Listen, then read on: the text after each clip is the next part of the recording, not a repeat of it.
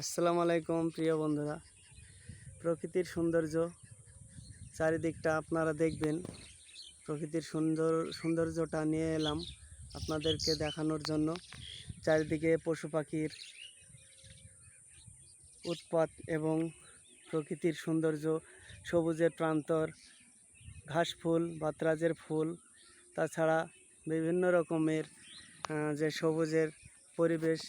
তো দেখছেন পড়ন্ত বিকেল, সূর্যটা প্রায় ডুবে এসেছে। দেখছেন তো সূর্যটা ওই নিচে। তো আজকে আপনাদের নিয়ে এলাম সুন্দর একটা প্রাকৃতিক পরিবেশটা দেখলে মনে হয় ভালো লাগবে। তো মনে চাইলো, তাই আপনাদের একটু দেখানোর জন্য নিয়ে এলাম।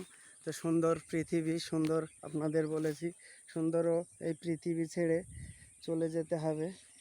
তো বন্ধুরা, চলে যেতে হবে, তাও যাবার আগে আপনাদের অনেক কিছু দেখানোর চেষ্টা, অনেক কিছু নিয়ে আপনাদের পরিবারে যাওয়ার চেষ্টা, বন্ধুদেরকে দেখানোর চেষ্টা। সকল বন্ধুরা দেখেন, এই যে সুন্দর প্রাকৃতিক, সুন্দর পরিবেশ, সবুজের প্রান্তর দেখছেন তো। তো জীবনে অনেক কিছু দেখলেন, অনেক কিছু দেখছেন সবাই। আজকে যে যতদিন বাঁচবে কত কি দেখবে জীবনে, দুঃখ, কষ্ট, ব্যথা, যন্ত্রণা, কঠিন কিছু। জীবনটা বড় কঠিন, এত কঠিন। এই কঠিন জীবনকে সহজ করে মেনে নিয়ে চলতে হবে। সেটা কিভাবে? যত কঠিনই আসুক, আজকে মানুষ যেখানেই যাক না কেন, ঢিকি যেমন স্বর্গে গেলেও ধান বেনি খেতে হয়। তো মানুষের কষ্টের জীবন, যে যেমন পদে আছে সে তেমন তার কাছে কষ্টের।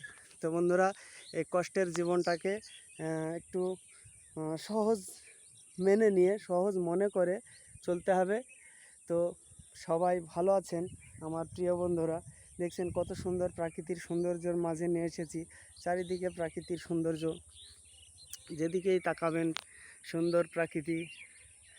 আমি আপনাদের এই প্রাকৃতিক সৌন্দর্য তুলে ধরার জন্য এসেছি।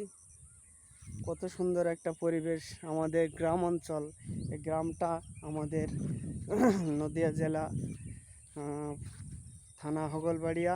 আমাদের গ্রামের নাম বড়জঙ্গল গ্রাম, আর পোস্ট বাঁশবাড়িয়া। তো বন্ধুরা, দেখছেন সুন্দর এই পৃথিবী, সুন্দর এই প্রাকৃতি, সবুজের প্রান্তর, আর আমার অনেক ভালোবাসা আপনাদের জন্য, শুভকামনা নিয়ে এসেছি। তো সবাই ভালো থাকবেন, সুস্থ থাকবেন। নিজের শরীরের খেয়াল রাখার চেষ্টা করতে হবে সকলকেই। নিজের প্রতি বিশ্বাস রাখেন, নিজের প্রতি ভালোবাসা, তাহলে দেখবেন অন্যকে ভালোবাসতে পারবেন, ভালোবাসতে শিখবেন। সকলকে ভালোবাসা দিয়ে আমার শুভকামনা রইল।